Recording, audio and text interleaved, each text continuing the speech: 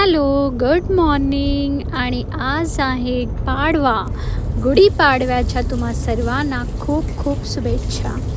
पाडव्यानिमित्त आपण सर्वजणच घरामध्ये गोड काहीतरी पदार्थ बनवतो. खास करून श्रीखंड पुरी असतं, पुरणपोळीचा नैवेद्य असतो देवाला. तर मग मी पण आज पुरणपोळ्या परत करणार आहे. तर मग पुरणपोळीसाठी मी सर्वात आधी डाळ इथे शिजवून घेते.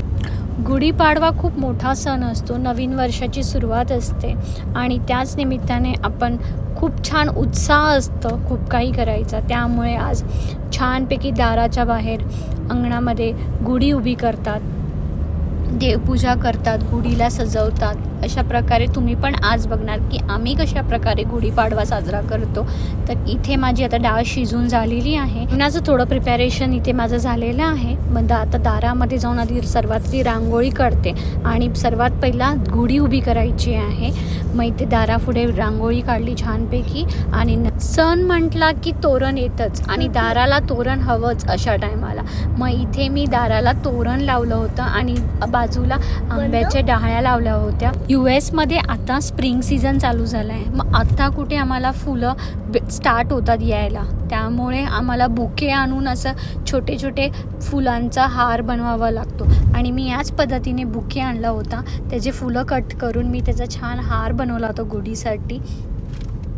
गुढीची आता तयारी करायची होती. त्यासाठी सर्वात आधी मी इथे कळस घेतला होता. कळसाला हळदी कुंकवाची बोटे लावून गुढी उभी केली होती आम्ही.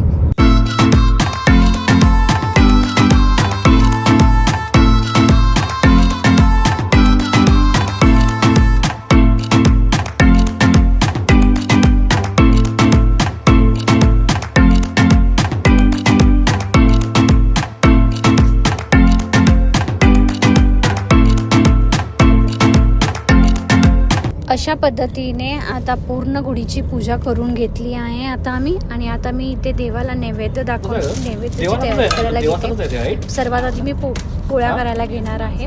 आणि इथे छानपैकी पोळ्या, कटाची आमटी, बटाट्याची भाजी, दूध, भजी, पापड हे सर्व आता गुढीला आम्ही नैवेद्य दाखवणार आहे. आणि तुम्हाला दिसत असेल आता हे माझं पूर्ण पुरणपोळीचा ताट तयार झालेला आहे. आणि आता सर्वात आधी देवाला नैवेद्य दाखवणार आहे, गुढीला नैवेद्य दाखवणार आणि नंतर मग आम्ही जेवू. तुम्हाला आमचा गुढीपाडवाचा हा व्लॉग कसा वाटला प्लीज कमेंट करून सांगा. आणि आवडला असेल तर लाईक, शेअर अँड सबस्क्राईब करा. थँक्यू.